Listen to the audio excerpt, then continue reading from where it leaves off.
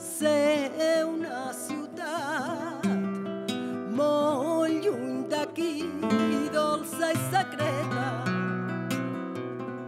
Avui és un acte especial perquè és l'acte de cloenda del tricentenari a la diada de l'11 de setembre i concretament l'acte de cloenda de la commemoració del tricentenari a la nostra ciutat. L'acte té dues parts. Ara tindrem el privilegi i el plaer de sentir a la Ginesa Ortega, que ja sabeu que és una cantaora referent de casa nostra, que ens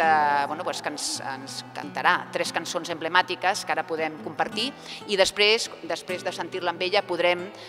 tots plegats anar a la Capella de la Pietat i poder ens explicaran en detall, podem veure aquests 2 panels que, insisteixo,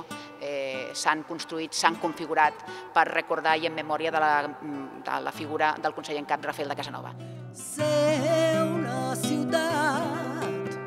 molt lluny d'aquí, dolça i secreta.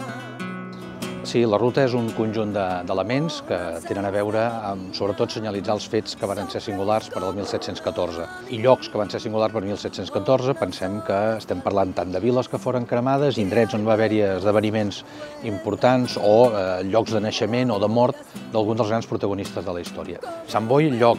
on visqué els últims dies i morí Rafael de Casanovas i on està enterrat Rafael de Casanovas, havia de ser un dels elements, dels 10 elements que configuren els elements més remarcables d'aquesta ruta, que van del Born a Cardona, de la Seu d'Urgell i Castellciutat a la Manresana,